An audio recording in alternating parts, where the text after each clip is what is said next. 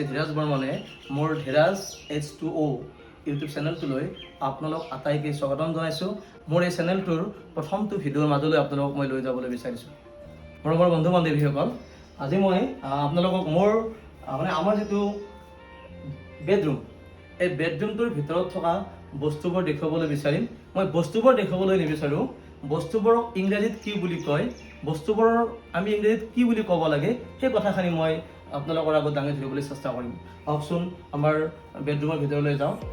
এতিয়া বেডৰুমৰ সোমোৱাৰ লগে লগে এনেকুৱা এখন কাপোৰ থাকে। এতিয়া এই ভৰি মোচা কাপোৰখনক ইংৰাজীত কি বুলি কোৱা হয়? এই কাপোৰখনক কোৱা হয় ড'ৰমেট। এই ভৰি মোচা কাপোৰখনক ড'ৰমেট বুলি কোৱা হয়। এতিয়া আমি দৰ্জাখন খুলিব লাগিল। এই দৰ্জাৰ ইংৰাজী আমি সকলোৱে জানো ড'ৰ। এতিয়া দৰ্জাখন খোলা, অপেন দ্য ড'ৰ।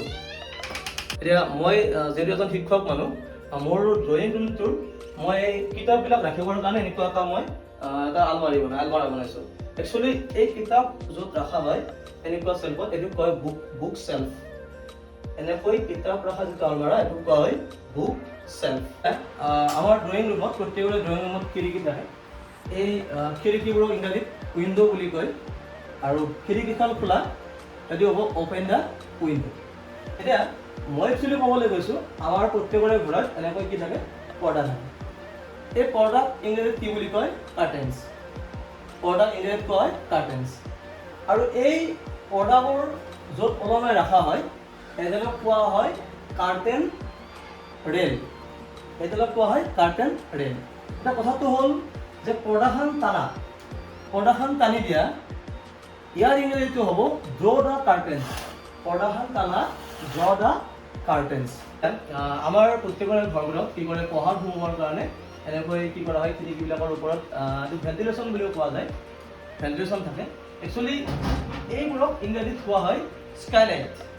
আমি ভেণ্টিলেটৰ বুলিও কোৱা পাৰোঁ, ভেণ্টিলেশ্যন নহয়, ভেণ্টিলেটৰ নতুবা স্কাইলাইট বুলি কোৱা হয় তাক। এতিয়া মোৰ ৱাইফ পাখিয়ে কি কৰিছে? এইখন কি বিচনা চাদৰখন পাৰি আছে। এই বিচনা চাদৰখনক ইংৰাজীত কোৱা হয় বেডশ্বীট। এই যে তাই বিচনা চাদৰখন পাৰি আছে, অৰ্থাৎ বিচনা চাদৰখন পাৰা, ইয়াক ইংৰাজীত কয় স্প্ৰেড দ্য বেডশ্বীট। বিচনা চাদৰখন পাৰা, স্প্ৰেড দ্য বেডশ্বীট। এইখনতো সকলোৱে জানে বেড বুলি কয়, আৰু এই বেডৰ ওপৰত যিখন থাকে এইখনক কোৱা হয় মেট্ৰেছ। এতিয়া আমি ৰাতিপুৱাই শুই উঠাৰ পিছত আমাক কোৱা যায় যে বিচনাখন পাৰি থৈ আহা।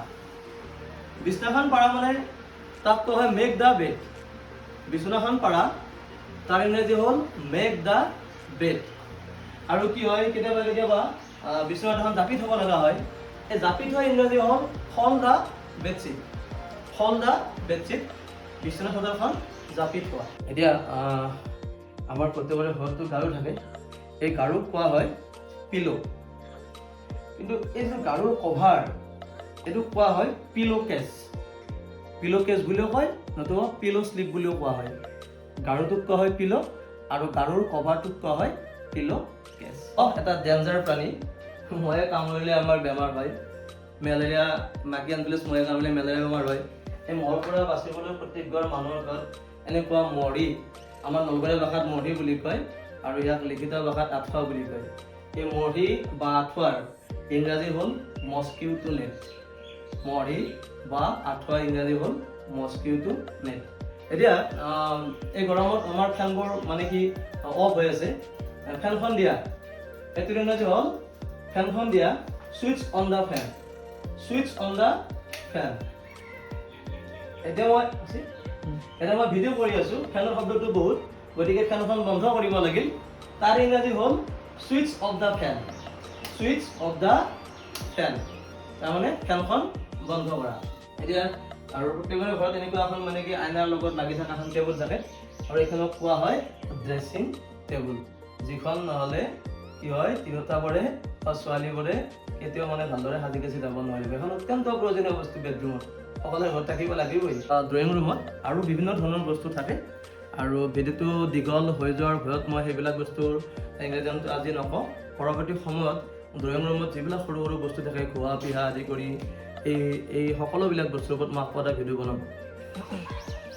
বন্ধু বান্ধৱীসকল, মোৰ এই ভিডিঅ'টো যদি আপোনালোকে ভাল পাইছে, লাইক কমেণ্ট আৰু শ্বেয়াৰ কৰি দিব আৰু এনেকুৱা ধৰণৰ ভিডিঅ' আপোনালোকে পাই থাকিবলৈ মোৰ এই চেনেলটো ছাবস্ক্ৰাইব কৰি থওক আৰু যদি এই ভিডিঅ'টো বনাওঁতে কিবা ভুল ভ্ৰান্তি ৰৈ গৈছে আপোনালোকে মোক কমেণ্ট কৰি জনাওক মই পৰৱৰ্তী ভিডিঅ'বোৰত এনেকুৱা ধৰণৰ ভুল নকৰিবলৈ চেষ্টা কৰিম পৰৱৰ্তী ভিডিঅ'ত আপোনালোকক লগ পোৱাৰ আশাৰে আজিলৈ সামৰিছোঁ ধন্যবাদ জয় অসম